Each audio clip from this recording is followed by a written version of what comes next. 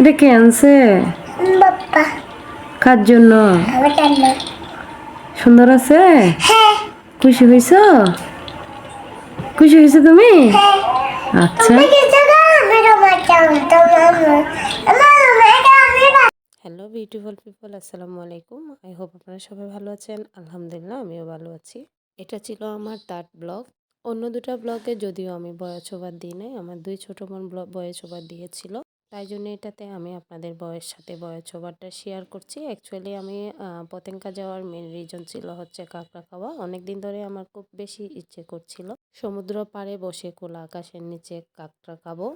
কাঁকড়াও ঠিক খেয়েছি, কিন্তু এবারে কাঁকড়া খাওয়াটা আমার খুব বাজেভাবে এক্সপিরিয়েন্স হয়েছে।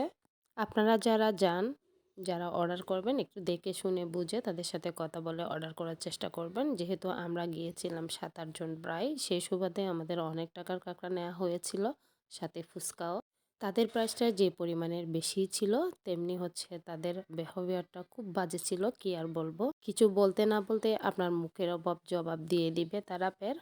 তাদের বিহেভিয়ার আমার আগে এমন ছিল না। আমি আগে বেশ কয়েকবার গিয়েছি, যদিও 2-1 বছর ধরে আমার যাওয়া হয় নাই, 2-1 বছর পর গিয়েছি, কিন্তু তাদের আচার আচরণ এরকম হয়ে যাবে আমি কখনো কল্পনাও করতে পারি না। আগে কখনো আমার সাথে এমনটা হয় নাই।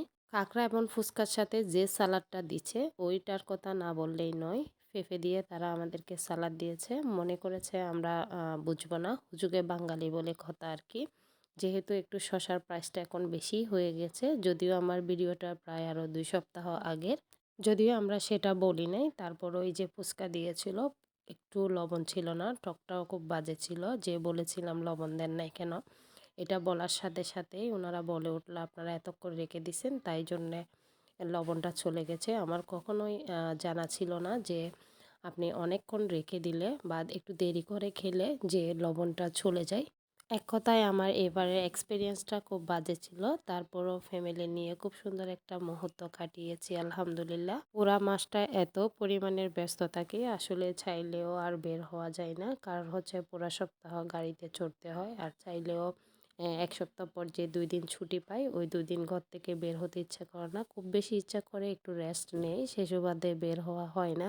ছোট বোন বড় বোন সবার আবদারে যা গেলাম। আর তাছাড়া আমারও একটা ইচ্ছে ছিল, যে খুব ইচ্ছে করছিল আমি যে কাঁকড়া খাবো, ওইটার জন্য ঘুরে ফিরে সুন্দর একটা সময় কাটিয়ে আমরা বাড়িতেও চলে এসেছি। আমাদের বাবুর জন্য একটা হচ্ছে খেলনা নিয়ে এসেছিলাম। অনেক রকমের খেলনা ছিল, যদিও প্রাইসটা বেশি ছিল, আর বাবুর হচ্ছে প্রচুর পরিমাণে খেলনা ছিল, তাই জন্য শুধু এটাই নিয়েছিলাম। বাবু অনেক খুশি হয়েছে।